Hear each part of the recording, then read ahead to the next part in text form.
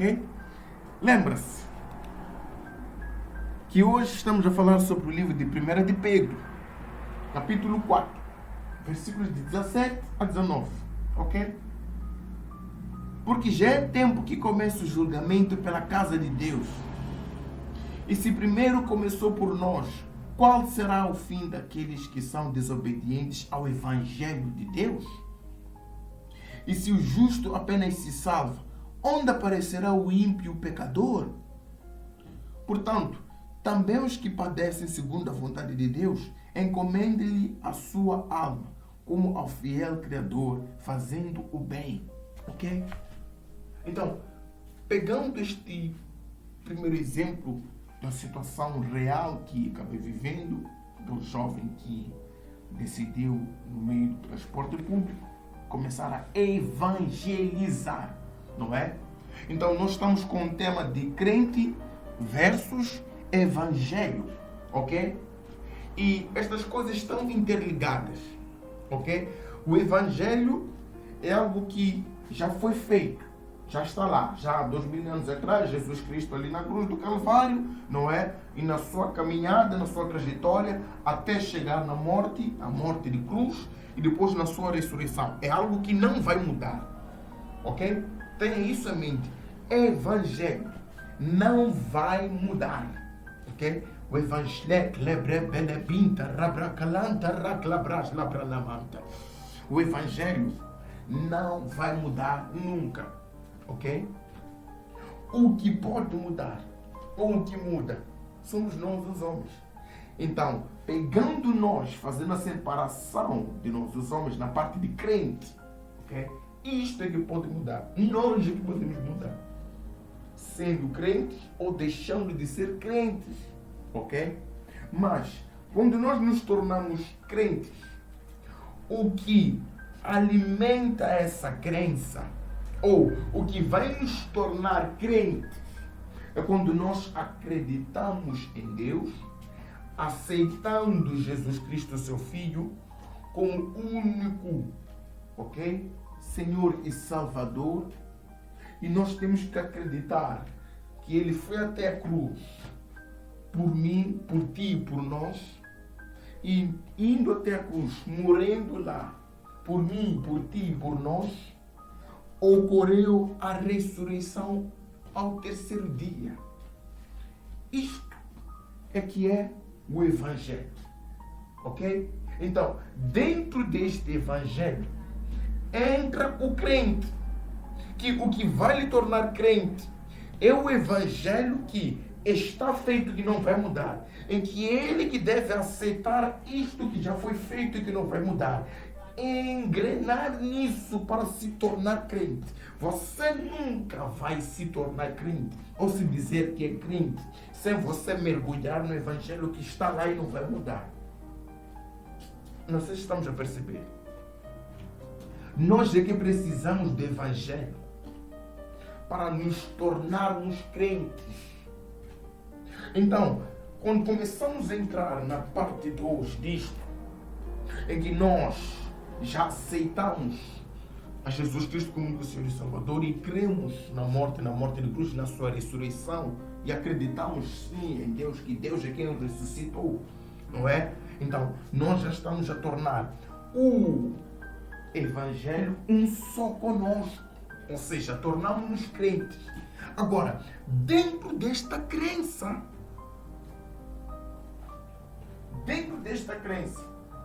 nós primeiro temos que considerar coisas básicas. A crença começa a surtir efeito, porque, deixa eu colocar um parênteses aqui. O facto de eu todos os dias ir para a escola, o facto de eu todos os dias ir para o lugar de trabalho, não quer dizer que eu moro lá. Fala a Deus. Não quer dizer que eu vivo lá. Ainda que seja o lugar em que eu passo a maior parte do tempo lá. Mas não quer dizer que eu passe a noite. Não quer dizer que eu more lá. Você considera-se que mora num lugar quando você passa a noite lá diariamente. Passa a noite lá constantemente. Então, é o teu abrigo, o lugar de descanso. não estadia. Um lugar em que você passa a maior parte do tempo. Então, nós temos que entender que se nós queremos ser crentes, não devemos ser ou nos considerar crentes porque nós passamos a maior parte do dia dentro de um ambiente que nos torna crente. Enquanto nós não temos esta crença como um abrigo em que nós estaremos a receber, a colocar dentro de nós quem nós aceitamos como único Senhor e Salvador para fazer morada em nós.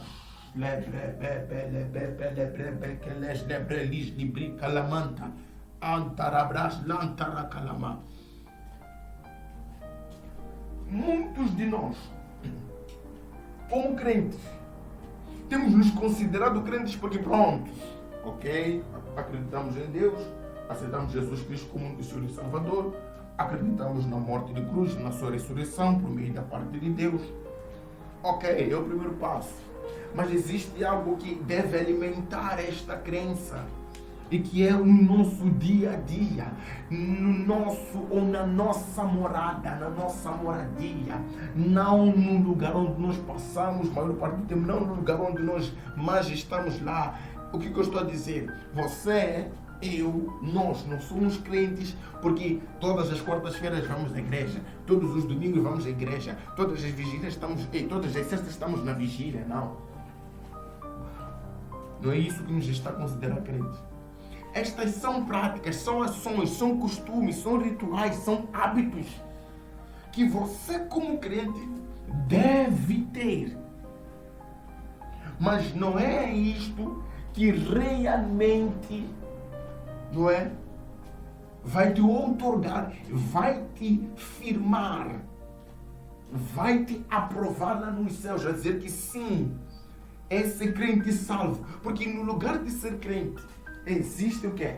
Os crentes que serão salvos e os crentes que não serão salvos. Então, e a gente pode se perguntar, se eu já aceitei o Senhor Jesus Cristo como o Senhor e Salvador, assim como a própria palavra mesmo no livro de Romanos diz que bastar você aceitar o Senhor bastar aceitar Jesus como o Senhor e Salvador, será salvo. Ok, vamos entender o contexto em que Paulo diz isto.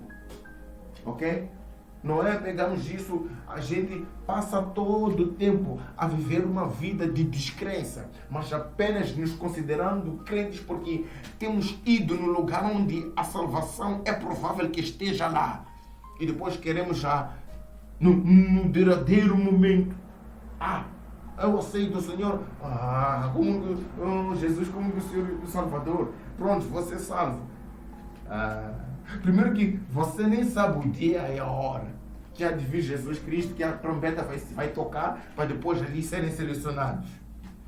Porque se nós soubéssemos que, olha, daqui a 15 anos Jesus Cristo está a voltar e vai ser às 22 horas. Ok, já que a palavra diz que bastar aceitar e confessar Jesus Cristo como único Senhor e Salvador, às 21h59 estou a fazer essa confissão para quando Jesus Cristo chegar logo me pegar, levar.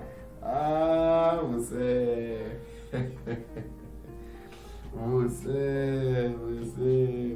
brinca bem, vai ficar, você uta sana, uta sana, vai ficar. É por isso que ninguém sabe. Por que que isso também acontece? Isso nos exige uma manutenção no Evangelho. Manutenção de que forma? A nossa crença que deve estar a se renovar diariamente. Não pelo lugar em que a gente estará aí para depois definirmos que sim, é aí mesmo. Entenda que o lugar, não é?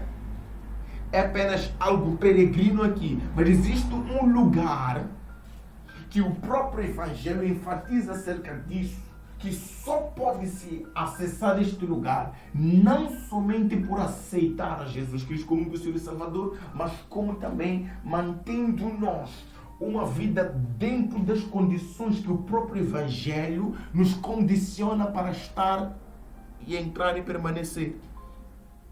Porque se não fosse assim, Jesus não teria falado lá no livro de Mateus 7, 13 e 14 acerca dos dois caminhos, acerca das duas portas, não é? A porta estreita, não é? É aquela que nos condiciona, que nos aperta. Por isso que Jesus diz que é apertada. Porque o que é? Nos remete mesmo a um cristianismo, a uma crença totalmente ligada ao Evangelho.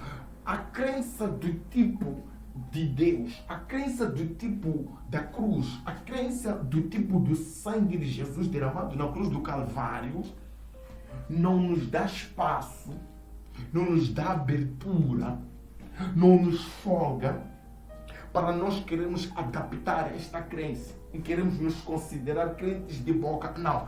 Este tipo de crença, de porta estreita, é a crença do tipo de Deus. É a crença do tipo da salvação, em que o próprio Evangelho nos habilita a entrar.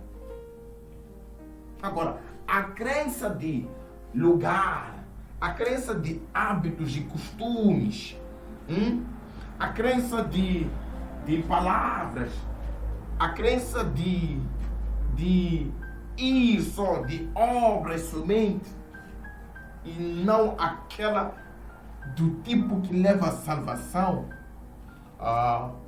Esta crença aí, vos digo, que é da porta larga, é que você se justifica sobre o que vai, sobre o que está lá, mas enquanto como nós vamos, como nós estamos, não nos está a importar,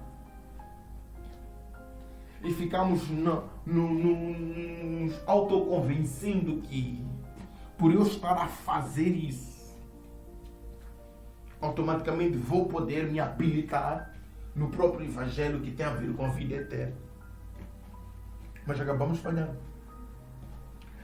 E é a estratégia que nos últimos tempos, conforme Paulo quando mandou a carta para Timóteo, dizendo, olha, quando chegar o tempo da apostasia da fé, a dizer, olha, não tem como, ok, Jesus vir antes disso acontecer, não tem como Jesus Cristo aparecer antes de o anticristo vir se manifestar, ok? E os sinais da presença ou da manifestação do anticristo é essa, a apostasia da fé, em que só está-se a ficar o tipo de crente que considera lugar, o tipo de crente que considera o que fez, mas como vai no lugar, como fez isso, já não há esta